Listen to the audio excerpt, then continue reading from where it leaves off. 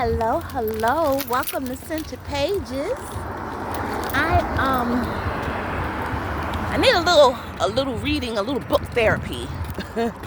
I want to get out and get to the library and see what the library has, because I just need to take some time to myself and get out the house. I got a couple hours that I can blow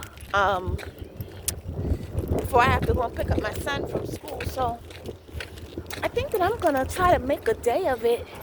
I've already eaten. I went to Chick-fil-A, got some lunch, so my belly is full. I don't have to worry about that. I'm just about to run to this store real quick and get the cat some litter, and then maybe pick up some ice too. And then after I do that and drop that back off at the house, I think I'm gonna try to go to the library that's up the street for a couple hours, take a load off, see what they have, see what comforting they have, maybe get some science fiction. But I don't know about the science fiction because I have enough science fiction in the house. However, I don't have much urban fiction. And the library that I go to, the library that I like, is full of good, juicy urban fiction, and that is just what I need right now in my life to take a load off. It's so cold out. But yeah, I think that's what I'm gonna do. So I'm gonna check my game a little bit. So I am listening to Burning of the Cross by Nikki Giovanni, and I'm enjoying it so far. So it's about this it's very interesting. It's about this girl and a guy. The guy's name is Aiden. His dad, I forget his dad's name, is a part of the KKK, and he's also the sheriff of the town that they're in. It's a southern town. But his undercover job, of course, as a member of the KKK, is to harvest black organs. And harvest organs is where he's getting all his money from for his nice, cushy life and supporting the KKK. However, he now wants his son, Aiden, who's like 25, to join in the freedom business and to become a part of that. But Aiden, he is on a spectrum of like Asperger's. He has Asperger's syndrome. He's a really sweet guy. He was never ever interested in the life that his father lived. As a matter of fact, he was always attracted to black women, and he always I'm not gonna say he always wanted to, but now there's this girl. Her name is Brielle. Her name is Brielle, and she's this pretty black girl. She just walked into his tattoo shop, and it was kind of like a love at first sight type thing. So he tattooed a black power fist on the back of her arm, and on the back of her neck, like behind her ear. And their exchange was so cute. Right from the beginning, they were just kind of in love with one another, and it was adorable. So I'm trying to see how this little... but then, however, right after they fell in love and she got her tattoo, there was some drama that came because her ex-boyfriend apparently had followed her there or something. And so then he went and jumped little Aiden in, him and his friends. But then Aiden's father came to the rescue, and now her ex-boyfriend, Brielle's ex-boyfriend, I think his name is... What is that boy's name? I want to say David, but I'm sure it's not David. Now he done got his little ass kidnapped by the KKK. Craziness. That, first of all, it's a bit much that, her and her homegirl Keisha are out one night, and she just happens to go... I didn't like that her homegirl's name was Keisha. But anyway, she just happens to go inside of his taller because Keisha had to go to the bathroom, and so, you know, she was talking to Aiden in the Texas shop. That was, you know, related to the bad guy, and well, she had to do something right. They had to be some kind of way, but she randomly walked into his shop, and yeah, and now his dad, Aiden's dad, wants him to, of course, harvest her, you know, kidnap her, so that he can get her organs. With it. I'm kind of interested in seeing how the new love story plays out. I want to see what happens. So yeah, I'll keep you posted.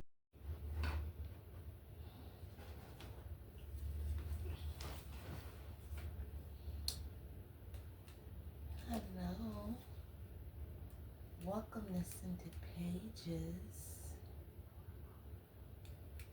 My video just started recording.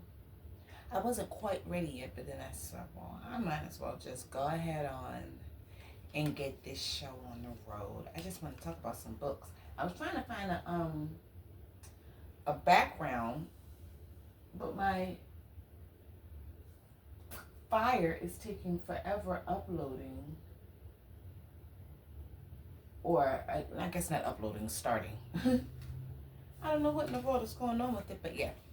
Anyway, let me put these headphones up. I was getting ready to start. Oh no.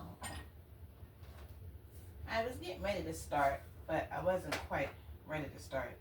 And then it seemed like my mind was also trying to find a reason to not record. But I might as well go ahead on, because I'm not tired or anything. It's just super early.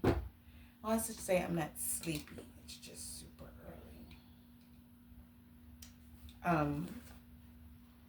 Also, like, so since the beginning of the year, it has been like one thing after the other, like one stressful thing after the other. And I can't, like, the past couple of years have been stressful. But this, like, from January to now has been extremely stressful. However, I just wanted to say that it feels really, really good to be surrounded by books and to just feel the comfort of books when you are stressed out and when life is kind of getting you goat. At least that's how it was for me. Like the other day, I went to the library because that's what these are. I'm gonna be talking about my library haul. Got like 5 books, but just walking into the building was enough to, like, it felt like somebody had taken a pen and just kind of deflated me. Just with the first smell of the building, I just wanted to go in there and find maybe a nonfiction or even a fiction, something really good that would just take my mind off of the stress or whatever. So I did go to the library, and I immediately felt that calm and that relief. You know, walking into the library, I love that about books. Just smelling them and being surrounded by them is, oh my goodness, one of the best feelings in the world. It really, really and truly is. You know, I'm so grateful for the public library and for everything, even everything related to reading, even the ability to read. I'm so grateful for it. When you think about, how easily I don't know how easily it would be, but the chances of, me being born in another country that, doesn't really maybe, favor women. It's a really, really patriarchal country. And girls, aren't really able to have freedom to do what they want to do. I'm really grateful that you can say whatever you want to say about America. I'm grateful to be here in these states, honey, with my library and my bus ride and the ability to just get up and go like how I want to. I love it. So yeah, I know I'm not seated or whatever, but I can walk around and get things in order and talk at the same time. Okay, so right now I am currently reading. I've read already Too Old for This and Cross My Heart. Those are good. I'll put them up when I get to editing. Those are really, really good. And I will review them in the next video. However, I want my next video, I'll review those two books in my next reading update, but I'm thinking that my next video itself will be my Black History Month video and all the books that I read for that. So that'll be nice. That's coming up. I'm really proud of that video. And the books that I have to talk about for it. So, yeah. Let me see. I'm currently reading Burning of the Cross by Nikki Giovanni. And this library book is my physical read, Full Circle by Ayana Ellis. And like I said, I really wanted something that was going to captivate me and keep me in the grips. And I knew that this one was going to be it, honey. When I opened up this, I started reading it on the bus. And when I opened this book up, and the very first sentence said, I got my first taste of heartache from my father, the second sentence.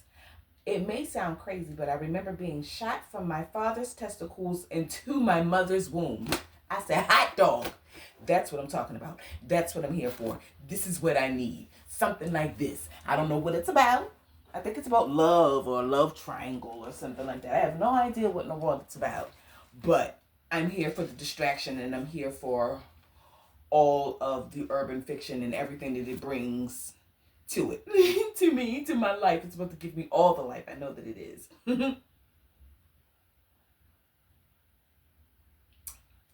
I'm drinking water with a peach tea, one of those peach tea water diluted powder things in it. So I got the books from the library. So let's start off with this one. This one was one of the library books that I got the other day. Full Circle by Ayana Ellis. And it is, I think this girl's name is pronounced Karen. Karen Douglas is a fearless young girl thrust into the role of a stick-up kid alongside Brooklyn's most notorious thugs. She learns to fight, to survive, and ultimately to shine through a series of events that take her from a young black girl on the verge to a designer-clad diva. From a young black girl on the verge to a designer-clad diva with a hot car, an even hotter man, and a million deadly skeletons in her closet. When Karen meets Monty, aka Money Monty, he sweeps her off her feet with one romantic gesture after another. Monty is a sexy, powerful man with that legendary Brooklyn swagger and more money than most of his peers in the streets. Their urban fairy tale soon erupts into passionate sex, bold power moves, and eventually devastating physical violence. When things get explosive, Karen is reminded of the love she knows Monty feels for her and the lavish lifestyle he's showered her with. But will that be enough to save them? Karen and Monty's love comes full circle in this epic story of love, loss, pain, and forgiveness. In Ayana Ellis's second novel, she raises the bar, exposes some ugly truths, and shines a spotlight on the painful reality of domestic abuse. All that glitters isn't gold, in the new novel that is sure to have readers talking for years to come. So yeah, that sounds like it's gonna be good. Like I said, that first sentence, honey, took me aback, and I was hooked. I'm on chapter. I think I'm not far in. Only on chapter 2. In chapter 2, it's giving different perspectives from the different characters. So yeah, I'll keep you updated with that. I'm gonna use this bookmark. Um. All right. Also, I also have 5 books. After I get done with the 5 library books, I also have 5 books that I bought recently from the thrift store. I had went to the thrift store a few weeks back, and I never did get a chance to tell you all what I had gotten from that trip to the thrift store. So I'll also show you those too. All right. Next, I was really happy to see this one. This is Invisible Man, and I think that this author is a Harlem Renaissance author, if I am not mistaken. His name is Ralph Ellison. Invisible Man. It says, a milestone in American literature, Invisible Man has engaged readers since its appearance in 1952. A first novel by an unknown writer, it was a runaway bestseller, won the National Book Award for Fiction, and established Ralph Ellison as one of the key writers of the 20th century. What a great thing it is, said Saul Bellow, when a brilliant individual victory occurs like Ellison's, proving that a truly heroic quality can exist among our contemporaries. Ellison was inspired by such writers as T.S. Eliot, James Joyce, Richard Wright, Fyodor Dostoevsky, Langston Hughes, and Mark Twain. The Negro American experience, wrote Ellison, is indispensable to any profoundly American depiction of reality. As fictional material, it rivals that of the 19th century Russians.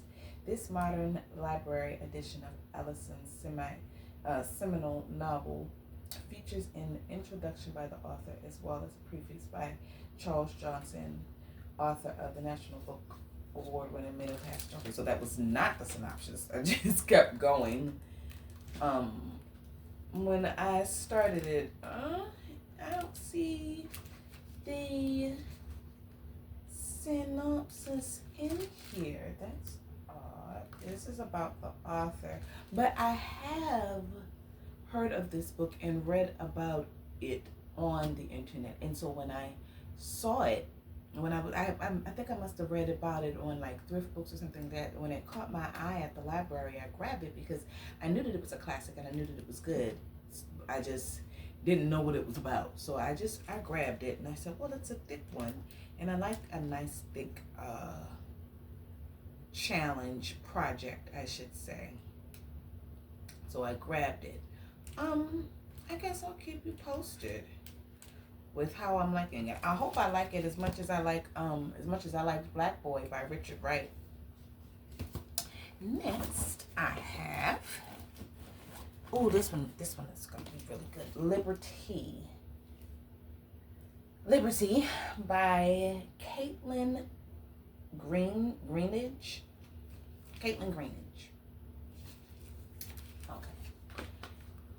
And it says, the critically acclaimed and Whiting Award-winning author of We Love You, Charlie Freeman, returns with Liberty,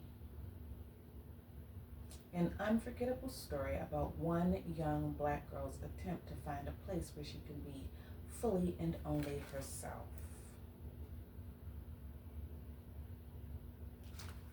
Oh, okay.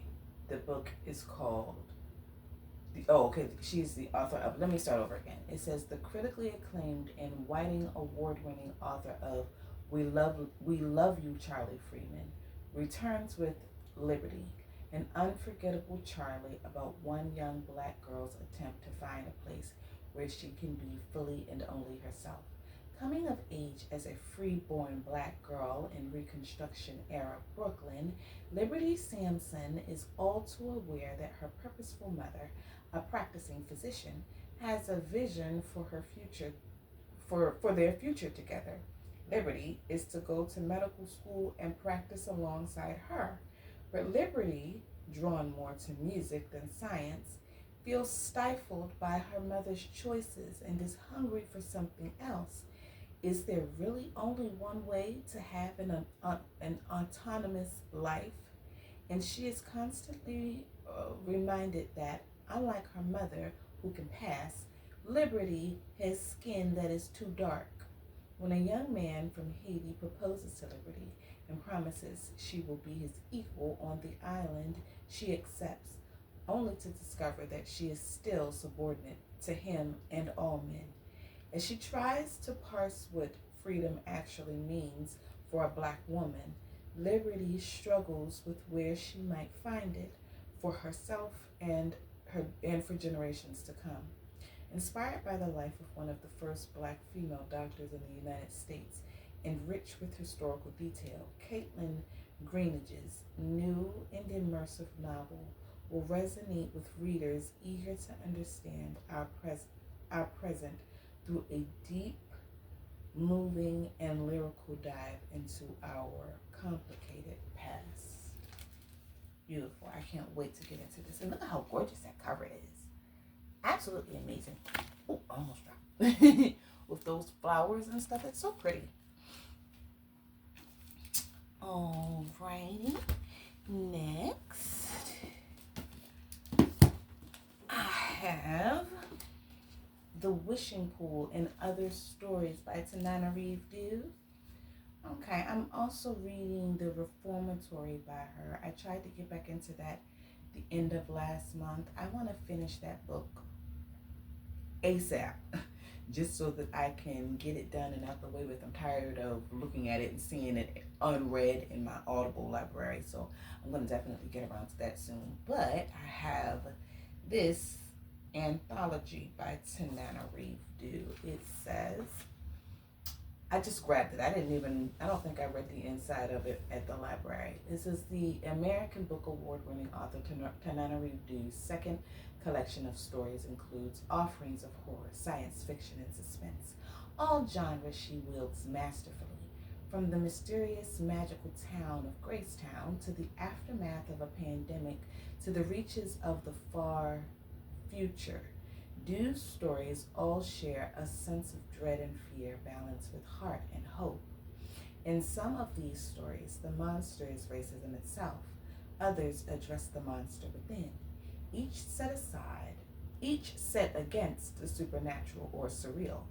All are written with Due's trademark attention to detail and deeply drawn characters. In addition to previously published works, this collection contains brand new stories, including Rumpus Room, a supernatural horror novelette set in Florida about a woman's struggle against both outer and inner demons. Tananarive Due's characters quietly move into your heart and take up residence. You'll love them, you'll fear them, and they scare you half to death. A quote from Nalo Hopkinson, author of Skinfolk. Okay, and here's Tananarive Due. I do like her. I've read her vampire series. It was good, but I didn't read the whole series. I read, I think, the first book and a half, and I didn't stick with it. But I did enjoy what I did read. And then lastly, from the books on the library, I have this Terry McMillan book, which is the follow-up to Waiting to Exhale, which this is my first time coming across it. I did know that there was a follow-up to it. I just really wasn't that interested in reading it. Not enough to spend my money on it, getting it from thrift books. But when I saw it for free in the library, I was like, okay, this is the follow-up to Waiting to Exhale. Okay, it says, Waiting to Exhale was more than a phenomenal bestseller.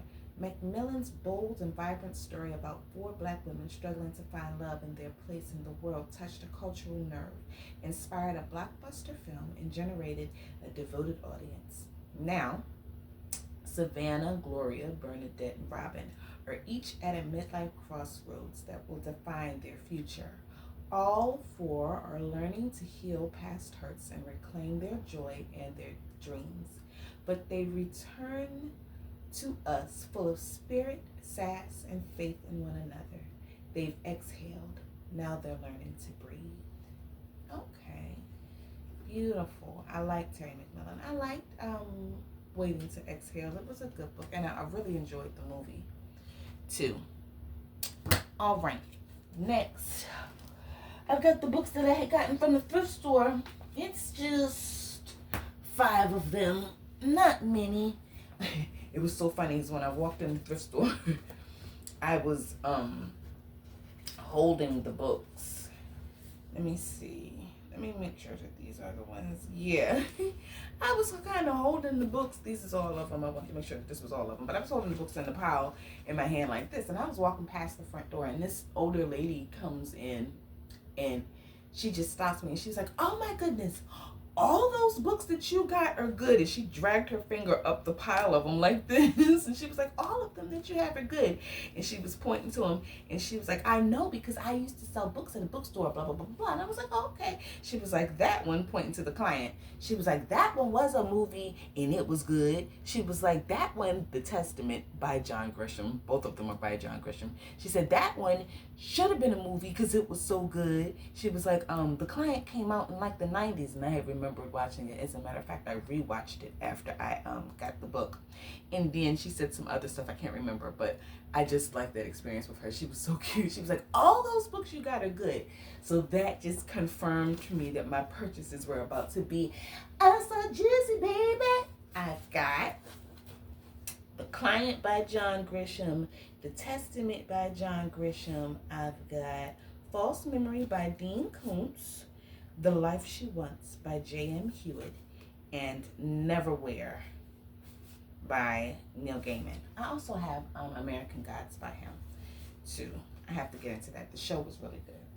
So, The Testament by John Grisham. In a plush Virginia office, a rich, angry old man is furiously rewriting his will. With his death just hours away, Troy Phelan wants to send a message to his children, his ex-wives, and his minions. A message that will touch off a vicious legal battle and transform dozens of lives. Because Troy Phelan's new will names a sole surprise heir to his $11 billion fortune. A mysterious woman named Rachel Lane, a missionary living deep in the jungles of Brazil. Enter the lawyers. Nate O'Reilly is fresh out of rehab, a disgraced corporate attorney handpicked for his last job, to find Rachel Lane at any cost. As Phelan's family circles like vultures in D.C., Nate is crashing through the Brazilian jungle, entering a world where money means nothing, where death is just one misstep away, and where a woman, pursued by enemies and friends alike, holds a stunning surprise of her own. The Testament. That sounds like it's going to be good. I can't wait.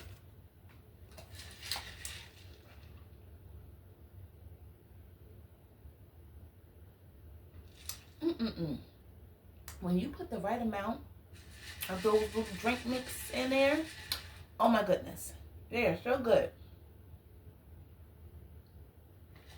I love it. Next, I have The Client by John Grisham. I used to have such a crush on this little boy when I was young, back in the 90s when the movie came out. The actor that played him, he was so cute to me.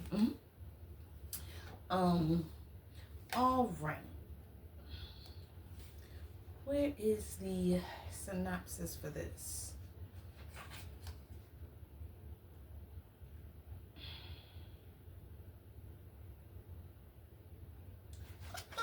Well, I don't see the daggone synopsis. Well, anyway, I'll just tell you what it's about from what I know that it's about. I don't see the synopsis. It's not on the back like how the other book was. It says The Client is John Grisham at his best. Grisham keeps the pages of The Client turning faster than lawyers can scribble on legal pads. Yeah, those are just reviews. Anyway, It says a district attorney out for conviction, out for a conviction, a new lawyer out for her league, a young boy who knows too much. So what happens is one day this little boy and his brother are like out sneaking a cigarette, doing what they don't have no business doing, in other words, and they sneaking and doing something sneaky. So they're out having a cigarette together and they're like hiding, and they stumble across, well, this guy happens to pull into the close area of where they're at, and so he is trying to like kill himself, and they're watching this, and the little boy, Mark, he's like, is that his name? Yeah, I think that's his name. He could see that the lawyer was trying to kill himself, and so he was the lawyer had stuffed his tailpipe and was, going to breathe in the fumes or whatever. So every time the lawyer would stuff his tailpipe, Mark would come unbeknownst to the lawyer and unstuff it so that he wouldn't die. Well, anyway, in one of those times between the man stuffing his tailpipe and getting back in the car, he catches Mark and drags Mark in the car with him. So his little brother is watching this whole thing, was watching his big brother in the car with this crazy man who could do anything at any moment to him. So his little brother is going through it. I forget what his little brother's name is. So he's like going through it. Well, anyway, so is Mark, honey, on the inside of that car with that crazy man. The man is his lawyer, and he knows where this body is. And he tells Mark, long story short, and then offs himself. Honey, the cops want to get a hold of Mark. The damn mafia want to get a hold of Mark because the mafia doesn't want Mark to tell the cops, obviously, where this body is. It's crazy. It's a good movie and a good book. I had gotten all the way to chapter 7, and then I put it down, but I'm about to pick it back up because, again, I need distraction. I'm about to pick it back up in a little while. I don't know. This book is also kind of serious, which can translate sometimes to a little boring, but it wasn't as boring as I thought it was going to be, especially since I saw the movie recently. I rewatched it, and that refreshed my memory of it and refreshed my love for it, because I really did like the movie back in the day. So I'll be getting into this. The Client by John Grisham. Next I have False Memory by Dean Koontz. I really like Dean Koontz. I have quite a few of his books that I like and that I have read over the years. There's a movie on Tubi called Watchers that I watched not too long ago. And I also have the book over there, and it made me really want to get into the book. So I'll keep you posted with that too. But this one, False Memory.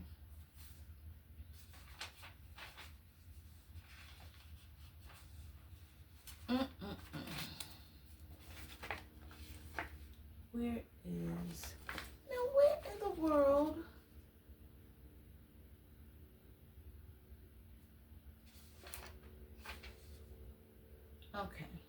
Okay, here we go. I thought I was getting ready to not find the synopsis again. Let me make sure that that's not how it was in The Client on the other page. I just didn't see it. No, it's I don't see it. It's not in here. It's just all praise for it, reviews for it. Oh well. Okay, so False Memory by Dean Koontz. This seemed quite interesting. It says, Marty Rhodes is a young wife and successful video game designer. Then one morning she experiences a sudden and inexplicable fear, a fleeting but disquieting terror of her own shadow. Later, she realizes that she is terrified to look in the mirror and confront the reflection of her own face. As these traumatic episodes build, the lives of Marty and her husband Dustin change drastically. Desperate to discover the reasons for his wife's sudden descent into mental chaos, Dusty takes Marty to the renowned therapist who has been treating her best friend, um, and begins a frantic search for clues. As he comes closer to the shocking truth, Dusty finds himself afflicted with a condition even more fearsome than Marty's. No fan of Dean Koontz or of a classic psychological suspense will want to miss this extraordinary novel of the human mind's capacity to torment and destroy itself. Spooky, haunting, I'd advise not starting this compulsive page turner in bed. The Philadelphia Inquirer. That sounds good. So, everybody's got something going on with them. Marty and Dusty. Dusty takes Marty to the renowned therapist who has been treating her best friend and begins a frantic search for clues. Dusty finds himself afflicted with a condition even more fearsome than Marty's. Everybody got something going on with them. Goodness, that sounds tough. Anyway, I might be DNFing that one if it doesn't grab me and hold me hostage the way that I want. I've been DNFing a lot of books lately that haven't been gripping, and I've been not afraid to do it because sometimes I tend to, especially with nonfiction books, I tend to try to hold on to nonfiction books longer than necessary because I feel like, oh, there's going to be something in there that's going to be good for me. You know, I feel like there's a lesson in there for me somewhere, and who cares?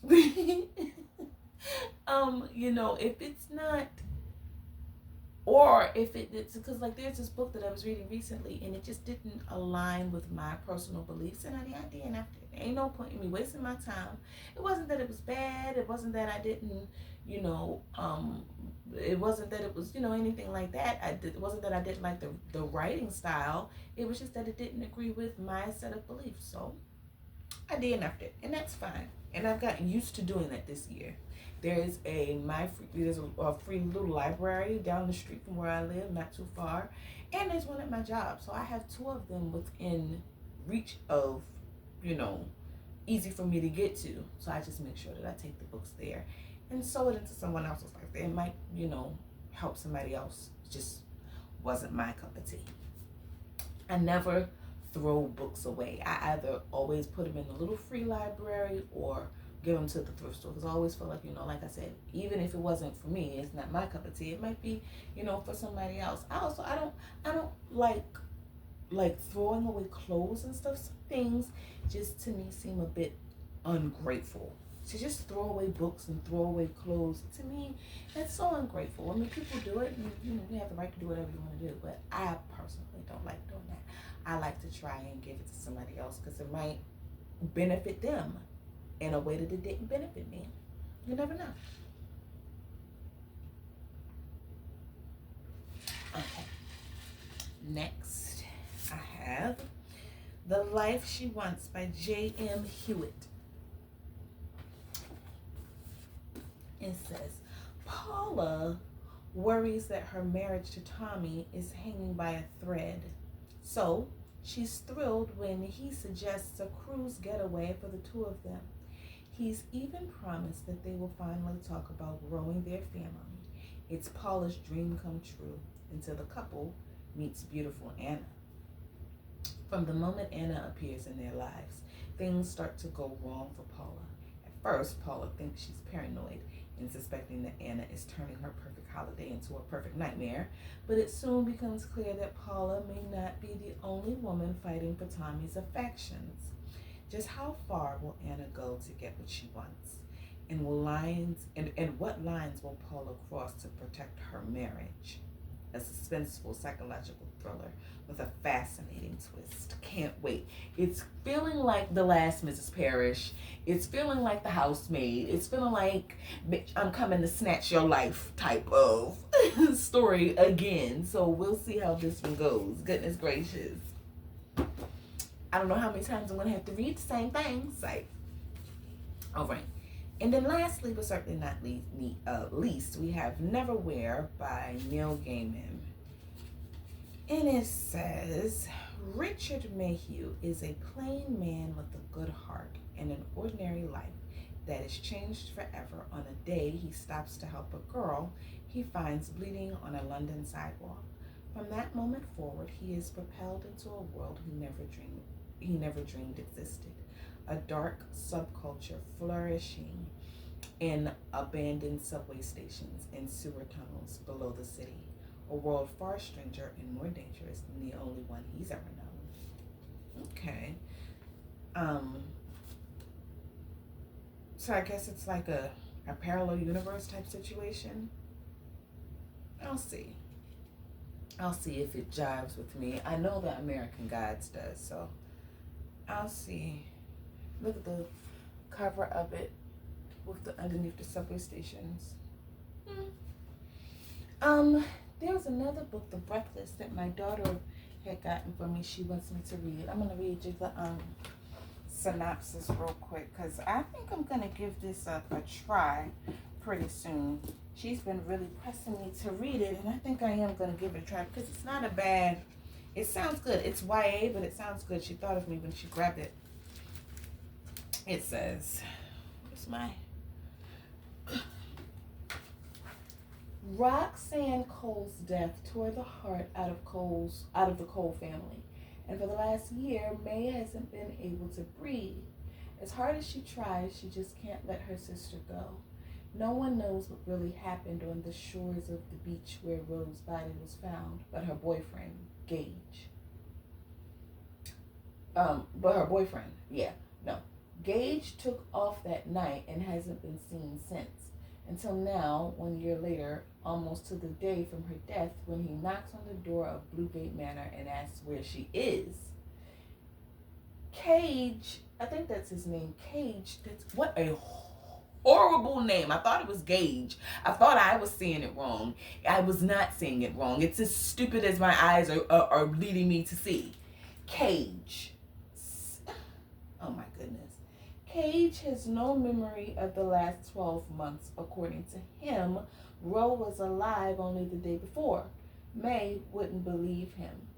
But something's not right. Nothing seems right in the house since Roe died. And then May finds the little green book, the one hidden in Roe's room. It's filled with secrets, dangerous secrets about her family and about Roe. And if what it says is true, then maybe, just maybe, Roe isn't lost forever. And maybe there are secrets so dark they should never see the light of day. I'll give it a try. This will be the only YA book that I will read and give a try because my daughter said so. Other than that, I don't know why. It's just something. The covers and the titles of YA books always get me. I always go and I look at the covers and the titles and I am enthralled by them and I am intrigued by them. But once I grab the book and I start to try to get through it, and it's told from that like young adult teenager perspective for the whole book, I just get so annoyed and I cannot. It's just not my cup of tea. But I'm gonna give this one a try because it seems like this one might sit differently with me. I don't know. We'll see. Anyway, that's all I want to talk about with these books with you, and just catch up a little bit, do a little chit chat. It's still super early / the middle of the night. I'm gonna get ready to